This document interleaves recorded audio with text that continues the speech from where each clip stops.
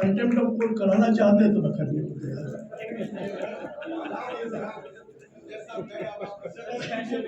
ये contempt of court है वैसे। He said that the first session is over. चलिए सर, मेरे पास मेरी मुझे भी जाना है was technical. What is going to be this? This is not a technical session. Okay, sir. Coming back, let me tell you, I am responsible for certain things because when we were redrafting the law, at that particular time we told them that why you have this section 10 cross 23C as well as section 11, 12, 13.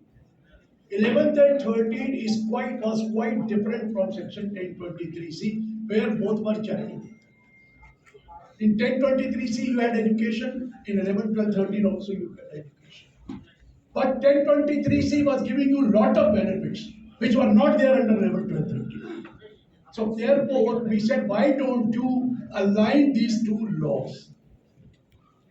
Now section 10 clause 23C was aligned. How many provisos? 23 provisos are there under section 10 clause 23C. And under each proviso, there are explanations given under section. You can understand. Then I told you, why are you doing it? Why can't we have one section? Merge these two. कहता करेंगे, हो सकता है अगले साल दोनों मर्ज हो जाए। अभी तक दोनों अलग अलग हैं, 10 clause 23C और 11, 12, 13। 1023 से मत जाना अगर एजुकेशन है, क्योंकि वहाँ जजमेंट आ गई है न्यू नोबल एजुकेशन सोसाइटी की। It should be only for charitable, only for education and not for making profit. So please I am telling you, those who are doing educational institution charity, please do not stay in 1023C. You should go to section 12A registration, so that there are certain provisions which are available to you under 10 to 11, 12, which is not available under section 10 clause 23C. लेकिन मैं दो चीजें मिला दूं। एक बड़ा section आया 115 BBI, लोगों ने देखा नहीं। आपको पता 15% तक आप एक्यूमुलेट कर सकते हैं।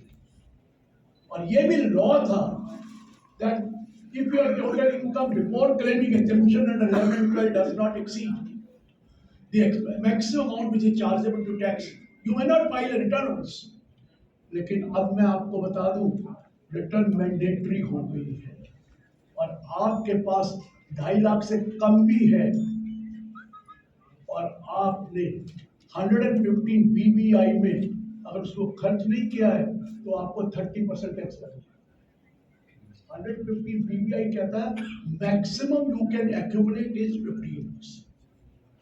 If you have to accumulate more, then either go to under 11(2), form 10 भर के 11(2) में जाइए या 9A में जाइए कि हम अगले साल खर्च करेंगे। या हमारा तो इनकम अभी आई नहीं है, जब आएगी तब खर्च करेंगे। लेकिन मैं बता रहा हूँ, अब हर ट्रस्ट को टैक्स लगेगा अगर उसने 15% से ऊपर अगर जोड़ा है लेकिन 11(2) नहीं दिया या 9A नहीं दिया। सो आप 2.5 लाख से नीचे भी हैं और आपने कहा पहले तो रिटर्न जाती नहीं थी या जाती थी तो पूरा एग्जेम्प्ट था, अब उसको 30% टैक्स लगेगा। Be your 115 BBI says 30% tax. दूसरी बात, अगर आपने फॉर्म 9A लिया है कि मैं नेक्स्ट ईयर खर्चूंगा, पहले तो सेक्शन 1023C में 9A नहीं है, सेक्शन 11, 12 में 9A है कि मैं अगले साल खर्च करूंगा। अगर आप 9A दिया है और आपने अगले साल खर्च नहीं किया तो 30 चार्ज और एजुकेशन को तो आगे अलग है। अगली बात, कई बार होता था आपके पास FDR बनाई 5 साल के, compound interest. There is an income which has accrued but not received. I could give an undertaking under Form 9A that I will apply this income in the year in which I receive it or year following that. यही होता था कि जिस साल मुझे वो income आएगी उस साल या उससे अगले साल खर्च करूंगा। अगर आपने नहीं किया तो 30% टैक्स, सीधा 30% टैक्स है। अब वो स्लैब रेट वाला काम खत्म है, 164 सबसेक्शन 2 खत्म हो चुका है, ये पहले हो गया। अगर 13(1)(3)(c) का भी डिफॉल्ट किया है और 13(1)(d) का डिफॉल्ट किया है तो भी 30% टैक्स है। 13(1)(d) क्या है? 11(5) में पैसे नहीं रखे, मोड जो है 11(5) है। अगर 11(5) में नहीं रखे तो 30% टैक्स है। और 31(c) क्या है? That the benefit which inure for the public था, आपने बेनिफिट दिया फॉर स्पेसिफाइड पर्सन या उसके relative of the specified person. पहले स्लैब रेट से टैक्स लगता था, अब 30% tax. So please note section 115 BBI has become most important. अब टैक्स अलग अलग लगते थे। अगर आपने अपना रिन्यूअल नहीं कराया, चाहे वो प्रोविजनल था या रेगुलर था, तो 115 TD लगेगा। और 115 TD में जितनी भी आपके पास एसेट है उसकी मार्केट वैल्यू निकालकर माइनस लाइबिलिटीज देकर 30% टैक्स।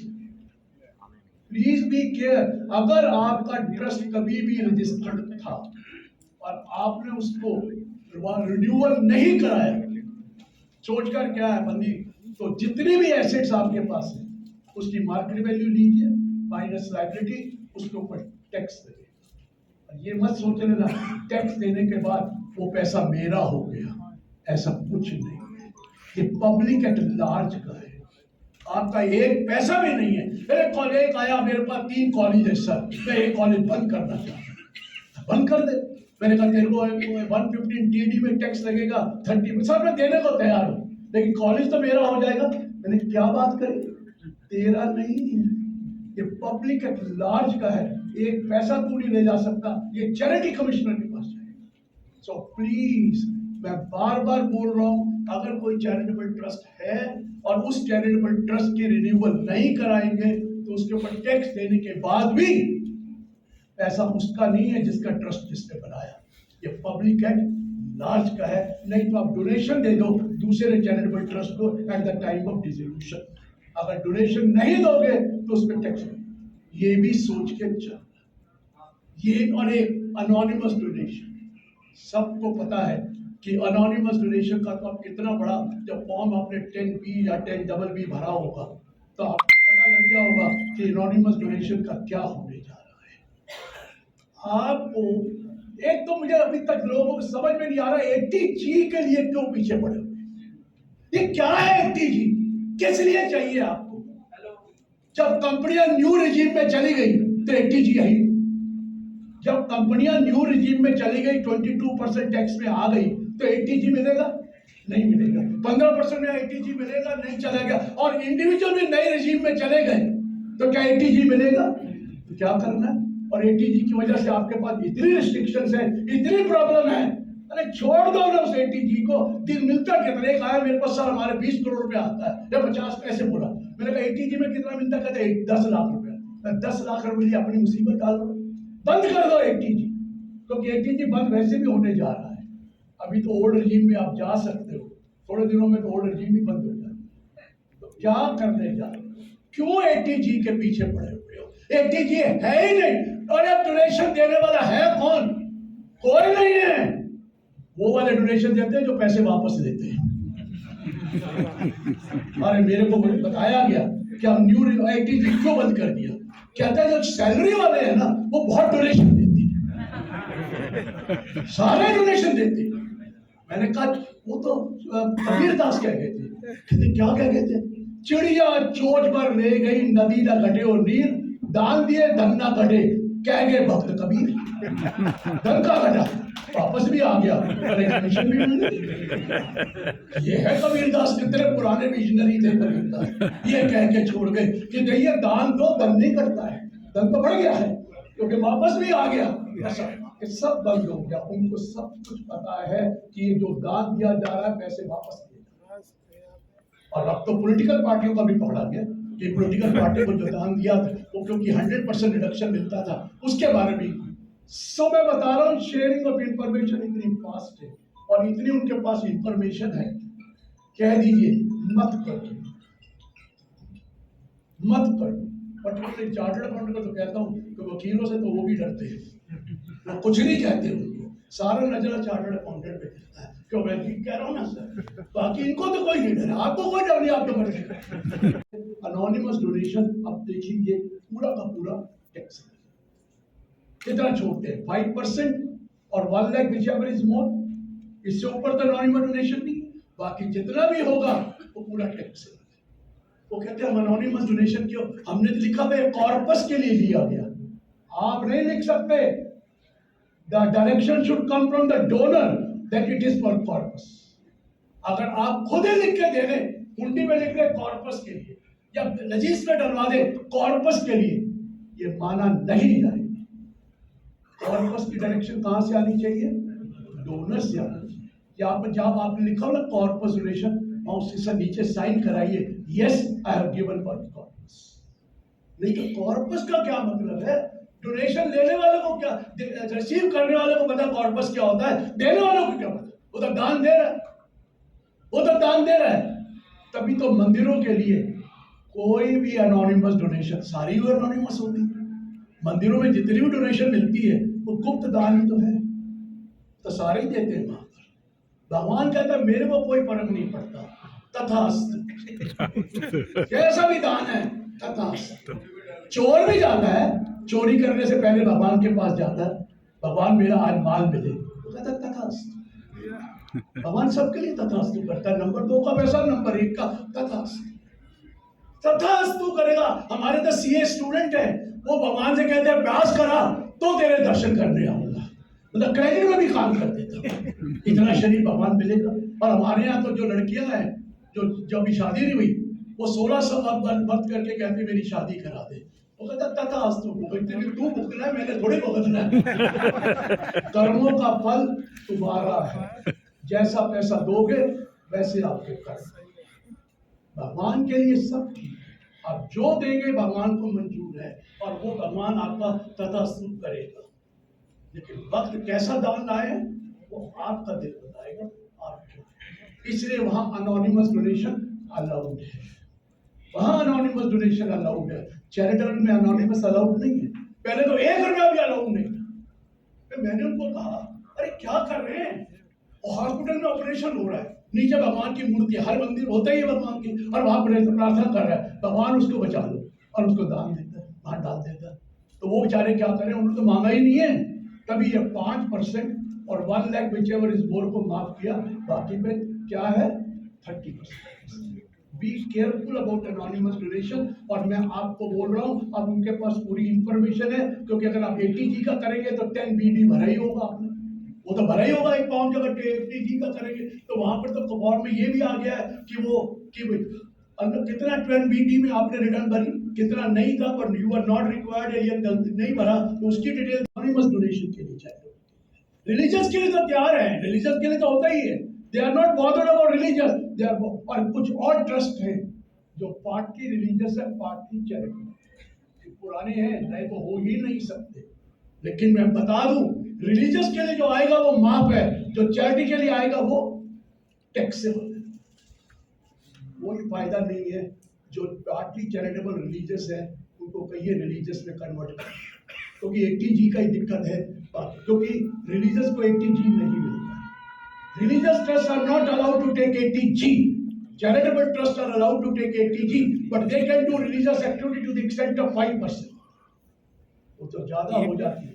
क्यों 80G के पीछे पड़े हो, और जो रिलीजियस है तो रिलीजियस करा लो ना, मना क्या है, एक 80G को छोड़कर बाकी तो रिलीजियस को कोई दिक्कत नहीं। तो मैं आपको कह रहा हूँ सजेशन आपने देनी है कि आप 80G के पीछे क्यों पड़े, है ही नहीं तो उठाकर उसको रिलीजियस ट्रस्ट रखो, और रिलीजियस ट्रस्ट में कोई आपके लिए कोई प्रॉब्लम ही नहीं आने वाली। ये प्रॉब्लम किसने डाली है, ये स्कूल कॉलेज मेडिकल इंस्टीट्यूशन ने डाली है। आप सबको पता है जितने स्कूल कॉलेज मेडिकल इंस्टीट्यूशन है उसके पीछे किसका पैसा लगा हुआ है, मैं बताना नहीं चाहता, उसके पीछे है ही पॉलिटिशियन और कोई है, सारा पैसा उन्होंने स्कूल कॉलेज यूनिवर्सिटी में लगा दिया।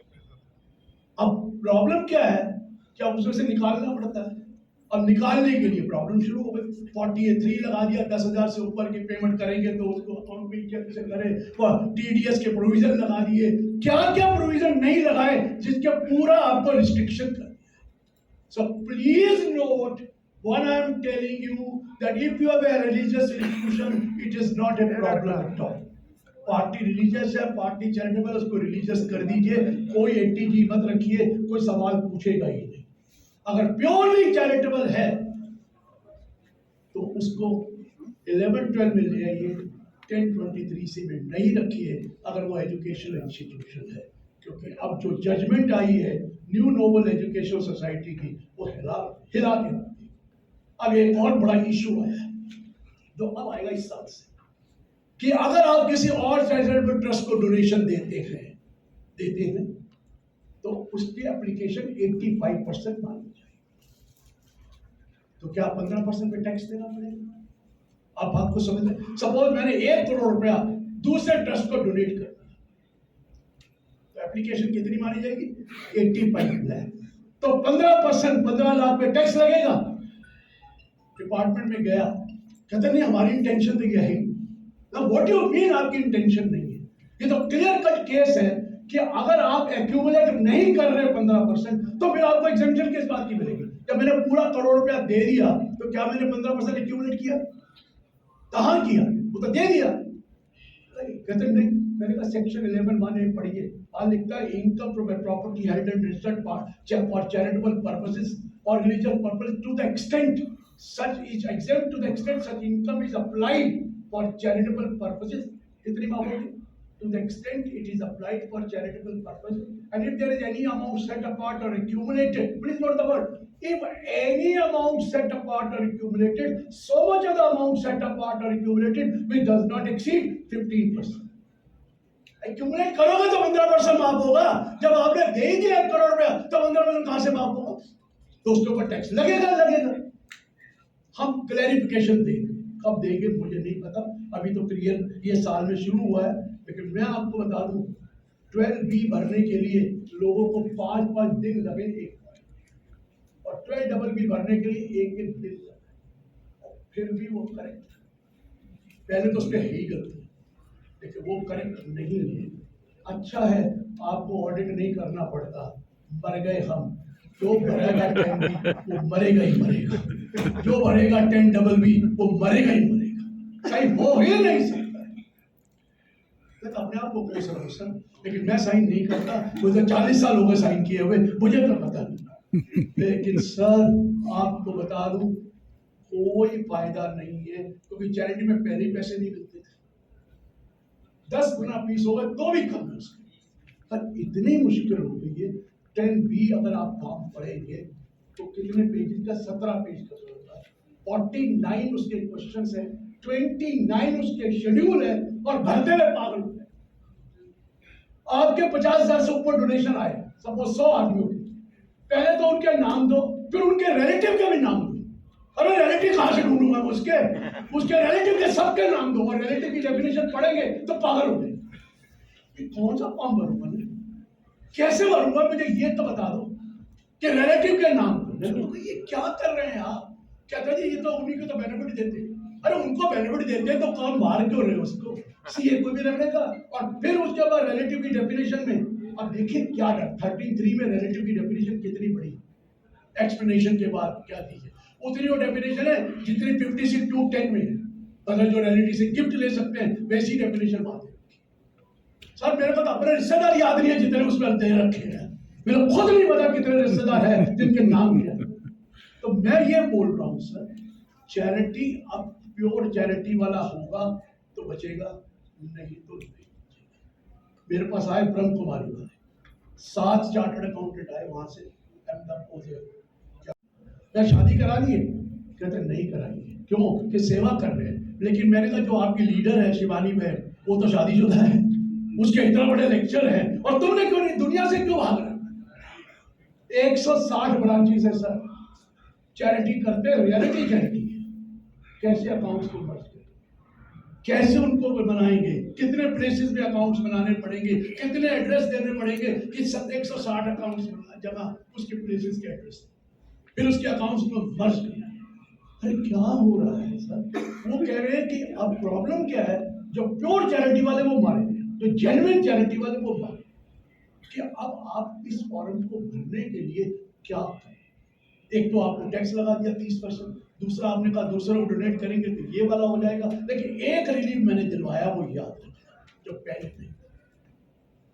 जैसे ऑडिट रिपोर्ट लेट हो गई, तो पहले था कोई एग्जेम्पशन नहीं मिलेगी। दूसरा था रिटर्न आपने लेट भरी तो कोई एग्जेम्पशन नहीं मिलेगी। अब रिटर्न बिलेटेड रिटर्न भी अलाउड हो गए जो पहले अलाउड नहीं थी। तीसरा था अगर आप advancement of any other object of general public utility हो तो 20% ऑफ द ग्रॉस सेट से ज्यादा कमर्शियल एक्टिविटी नहीं हो सकती। हाँ ना sir, advancement of any other object of general public utility will not be called a charitable purpose if it involves an activity of carrying on in trade, commerce or business or activity or rendering service to trade, commerce or business whether purpose। ये था 20, however up to 20% it is allowed। Am I right sir? वो 20% allowed है। Suppose वो 20 से ज्यादा हो गई तो कहते थे खत्म, इसका कैंसिलेशन कर दो और इसको कोई एग्जेम्पशन नहीं दो। लेकिन अब एक नया सेक्शन आ गया, सेक्शन 13 सबसेक्शन 10। सेक्शन 13(10) ने कह दिया भैया याद रखना, चलिए आपने गलती कर दी फिर भी हम आपको रेवेन्यू एक्सपेंडिचर अलाउ करते हैं। ऑल रेवेन्यू एक्सपेंडिचर, कैपिटल नहीं करें। पहले तो 1 रुपया भी अलाउ नहीं करते थे, ग्रॉस इनकम टैक्स करते थे। अब रेवेन्यू सारे अलाउ कर देंगे, कैपिटल एक्सपेंडिचर नहीं करेंगे, लेकिन 4 कंडीशन सेटिस्फाई करनी, ज्यादा मुश्किल नहीं। पहली कंडीशन, ये कॉर्पस नहीं अप्लाई किया। अरे कॉर्पस अप्लाई किया तो वैसे एग्जैक्ट, कॉर्पस नहीं अप्लाई करेंगे। नंबर 2, लोन से इसको एप्लीकेशन नहीं करेंगे। नंबर 3, जो एसेट खरीदी है उसका डेप्रिसिएशन चार्ज नहीं करेंगे क्योंकि हमने डेप्रिसिएशन एक्सेप्ट वो नहीं दिया, तो कोई दिक्कत नहीं है। और नंबर 4, किसी और को डोनेशन नहीं देंगे। ये चारों चीजें खर्च करें तो आपको even if return late file करें, even if audit report late file करी, even if more than 20% है, घबराने की जरूरत नहीं है। आपको जितने भी रेवेन्यू एक्सपेंडिचर है वो एप्लीकेशन मिल जाएगा और बाकी पे टैक्स लगेगा। अगर सारा ही खर्च कर दिया तो टैक्स किस बात का लगना है? मेरे बात को समझ में आया सर? ये बहुत बड़ा सेक्शन है, सेक्शन 13 सब सेक्शन 10। इसके साथ प्रोवाइजो देख लो, इक्विवेलेंट होगा। लेकिन ये एक चीज और तो पिछले साल से ये आ गया है कि रिसीट तो आपको मेथड ऑफ अकाउंटिंग क्या है। 90% केसेस में हम method of accounting mercantile system ले रहे हैं। लीजिए, अकाउंटेंसी में मर्केंटाइल होगा, लेकिन जो एप्लीकेशन है वो पेमेंट बेसिस पे, जो एक्चुअली पेड किया ड्यूरिंग द ईयर वो एप्लीकेशन मानी जाएगी, बाकी एप्लीकेशन नहीं मानी जाएगी। अगले साल जब आप पे करेंगे तो एप्लीकेशन दे देना, और इस साल जो नहीं पे किया तो अगले साल दे देना। लेकिन एप्लीकेशन प्लीज अपने अकाउंट चेंज नहीं करना, अकाउंट से वही मर्केंटाइल रहेंगे। और सेक्शन 8 तो बना ही नहीं सकता मर्केंटाइल सिस्टम में। सिर्फ आप चाहें तो अकाउंट कैश बेसिस कर ले, लेकिन कैश बेसिस करने की जरूरत नहीं है। आपको मर्केंटाइल सिस्टम रखिए, लेकिन पेमेंट जो होगी, जो एप्लीकेशन है वो आपकी पेमेंट बेसिस में, when it is actually paid तो आपको एप्लीकेशन मानी जाएगी। जो आपकी बुक्स में पेबल हैं वो सारे के सारे आपको डिसअलाउ हो जाएंगे इस साल। अगले साल जब पे करोगे, whenever you pay you will be allowed as deduction. अब 2 बहुत सख्त प्रेफरेंस आए, जो पहले बहुत अच्छे में लेके आया था लेकिन उन्होंने बेड़ा गर्क कर दिया। एक था कॉर्पस डोनेशन, जो कॉर्पस डोनेशन मिले with specific direction that it will form part of the corpus of the trust, वो एग्जेम्प्ट था, वो तो अभी भी एग्जेम्प्ट है। लेकिन हम कहते थे उससे अगर आप खर्च करोगे तो वो एप्लीकेशन नहीं। मान लिया ठीक है, कोई 2 बार एग्जेम्पशन थोड़ी दे देंगे, जब मिला एग्जेम्प्ट है तो खर्च करो तो थोड़ी एग्जेम्प्ट दे देंगे, डबल थोड़ी होगा। लेकिन उस पर ये लिखा गया कि अगर सब्सिक्वेंट ईयर में आपके पास पैसा है तो आप कॉर्पस को रीफिल कर दीजिए। सपोज मेरे पास कॉर्पस का 3 करोड़ था, 1 करोड़ मैंने खर्च कर दिया इस साल, कोई बात नहीं, एप्लीकेशन नहीं, 1 करोड़ एप्लीकेशन नहीं। लेकिन अगले साल मेरे पास पैसे आए, मैंने कॉर्पस को वापस कर दिया, 1 करोड़ या 50 लाख जितने भी वापस किए वो एप्लीकेशन माना जाएगा उस साल का, जिस साल मैंने उसको कॉर्पस को रीफिल किया या रिफंड किया। ये लॉ आया था और बहुत अच्छा लॉ, लेकिन अब बेड़ा गर्क कर। देखिए, रीफिल 5 साल के अंदर अंदर करेंगे। अगर 5 साल के अंदर अंदर रीफिल कर देंगे तो एप्लीकेशन मानेंगे, और 5 साल के बाद करेंगे तो एप्लीकेशन नहीं। ये नया लॉ है, ये बी केयरफुल। 5 साल के अंदर करना वो तो बहुत आसान है रीफिल का, ये बताता हूँ, आगे दिक्कत है। 5 साल में रीफिल कर दीजिए कॉर्पस को तो हम एप्लीकेशन मानेंगे, नहीं तो नहीं मानेंगे। जब कुछ कर एप्लीकेशन तब माने। और जो 31/2021 का बैलेंस है कॉर्पस का, उसको तो रिबिल करो ना करो, हम नहीं मानेंगे, क्यों नहीं करेंगे। 31/21 के बाद जो कॉर्पस आया, आपने खर्च कर दिया, जैसे 2 करोड़, 1 करोड़, 3 करोड़, अगले सालों में आपके पास पैसे आए, आपने वापस उसमें डाल दिए, तो एप्लीकेशन था। लेकिन कितने सालों में डालने पड़ेंगे? 5 साल। अब दूसरा था लोन। जब मैं लोन लेता हूँ और मेरे पास एक बिल्डिंग बना दी, मेरे पास 2 करोड़ रुपए बैंक में, मैंने 5 करोड़ की बिल्डिंग बनानी है, 3 करोड़ लोन ले लिया, तो 5 करोड़ हुआ तो एप्लीकेशन 5 करोड़ दी। बिल्डिंग 5 करोड़ की बनी, लेकिन अकाउंट्स में 5 करोड़ आएगा, पर इधर लोन भी तो आएगा लाइबिलिटी से। लेकिन for income tax purposes application सिर्फ 2 करोड़, क्योंकि आपने एक्चुअल जो खर्च किया वो 2। Loan is not an income, तो लोन इनकम ही नहीं है, तो लोन से जो खर्च किया वो नहीं है। जब भी आप लोन को लौटाओगे, जब पेमेंट वापस करोगे, तो लोन एप्लीकेशन मानेंगे, तब मानेंगे। पहले था जब भी लोन लोगे, जब रीपे करोगे तो एप्लीकेशन माना, इंटरेस्ट भी दोगे तो भी एप्लीकेशन। अब बेड़ा गर्क कर दिया, 5 साल में लोन भी वापस करना। अरे मैंने बिल्डिंग के लिए लोन लिया है 10 साल का, 15 साल का टर्म लोन है, श्रीनिवास जी 15 लाख। अब मैं 5 साल में रिटर्न कैसे करूं? अगर रिटर्न कर दूं तो एप्लीकेशन है, नहीं रिटर्न किया तो हो गया। ये कौन सा, ये क्या है? मैंने कहा ये क्या कर दिया, अगले साल देखेंगे। और आप तो चले गए जिम्मे तरह, अब अगले साल हम लड़ते रहेंगे, वो चले। इतनी गलतियां हैं सर, मैं आपको बता नहीं सकता, मेरी इतनी लड़ाइयां होती हैं, लेकिन फायदा क्या है? क्योंकि वहां सुनने वाला कोई नहीं। अब सुनिए, लोन 5 साल में रिफंड नहीं होगा। एक और कंडीशन लगा दी, जो लोन 31/21 तक का आउटस्टैंडिंग है, उसको अगर वापस भी करोगे तो एप्लीकेशन नहीं माना। तो कई मर गए, कईयों ने लोन लिया होगा था, एप्लीकेशन माना नहीं था, सोचा था जब वापस करेंगे एप्लीकेशन हो जाएगा, अब वो भी एप्लीकेशन नहीं हो, डबल मार मारी। 31/21 से पहले का जो भी लोन लिया हुआ है, आपने उसको एप्लीकेशन नहीं माना, अगर फ्यूचर में रीपेमेंट कर रहे हो तो भी वो एप्लीकेशन नहीं माना जाएगा। रिपे कर दिए लोन तो 31/21 के बाद जो लोन लिया है वो एप्लीकेशन तभी माना जाएगा जब उसको लौटा दोगे 5 साल। अगर आपने 5 साल में रिफंड कर दिया तो एप्लीकेशन है, 5 साल में रिफंड नहीं किया तो वो एप्लीकेशन नहीं माना जाएगा, ये भी आपको बता। अब चैरिटी में इतनी रिस्ट्रिक्शंस हो गई है सर, इतनी रिस्ट्रिक्शंस हो गई है कि अब गलत काम करना बहुत मुश्किल। इसलिए मैं ये बोल रहा हूँ, चैरिटेबल ट्रस्ट को कीजिए। सबसे पहले तो उनको बोलिए कि अगर मैंने लॉ बनवाया था 30 सितंबर तक, तो भूल गए थे, अपना दोबारा अप्लाई कर दिया। कई भूल गए थे, इसको 6 महीने का मिला, प्रोविजनल को रेगुलर कराना था, with in 6 months of the commencement, उन्होंने कराया नहीं था।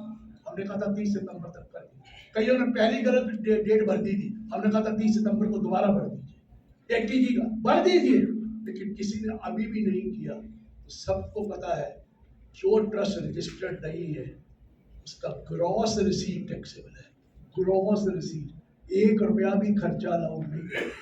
अगर कोई भी ऐसा ट्रस्ट जो रजिस्टर्ड नहीं है 12A में या जो 1023C में अप्रूव्ड नहीं है, उसको कोई भी डोनेशन मिलती है, कोई भी डोनेशन मिलती है, टोटल तो 50,000 से ज्यादा हो ही जाएगी, तो वो 56 सब सेक्शन 2 क्लॉज 10 में पूरा का पूरा टैक्सेबल है as income under the head other sources. 1 रुपया भी बचेगा नहीं, और income under the head other sources होगा।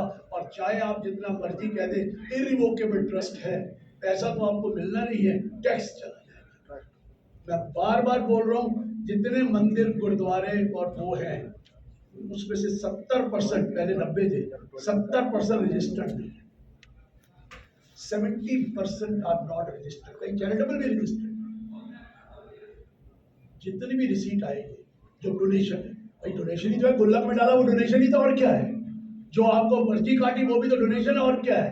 पुजारियों के खर्चे भी अलाउड नहीं होंगे, पूरा का पूरा अमाउंट टैक्सेबल होगा एट द रेट ऑफ 30%, क्योंकि आप रजिस्टर्ड नहीं है, क्योंकि आप अप्रूव्ड नहीं है अंडर सेक्शन 12A में या 1023C में, आपको कोई एग्जेम्पशन नहीं मिलेगी, पूरा का पूरा टैक्स। ये भी ध्यान रख लीजिए, बहुत इंपॉर्टेंट पॉइंट जो आगे बढ़ा। मैंने एनोनिमस डोनेशन के लिए बात कर दी, क्योंकि मेरा स्टाइल कुछ और होता है, लेकिन जब टाइम ही ना हो तो स्टाइल ही बदल जाता है, क्योंकि मुझे कंडेंस करना आता है। बाकियों ने जो लिखा था वो पढ़ते पूरा पढ़ के ही गए हैं, छोड़ के कुछ नहीं गए। समझ गया ना मैंने क्या बोला है? हम वेट कर रहे हैं कब बंद करेंगे, तो बंद ही नहीं हो रहा था। सो मैं ये कहूंगा, आपके पास जो क्वेरी है, जो मर्जी पूछिए ऑन ट्रस्ट, तो 10-5 मिनट में आप करो। हाँ आइए। और मेरे पास माइक नहीं था, नहीं तो मैं तो नीचे ही आ रहा था, वो माइक ही नहीं था, मैं क्या करता? Taxes paid application माना जाएगा? Tax paid is always an application, is always an application. उसे क्या फर्क पड़ा, टैक्स चला गया फिर कहते एप्लीकेशन माना जाएगा यार, घर से चला गया तो फिर तो एप्लीकेशन है ही है। Tax paid is always an application, no doubt. लेकिन चलिए चलिए चलिए सर आगे, एनी अदर क्वेश्चन? आइए फटाफट आइए, जो क्वेश्चन पूछना पूछिए।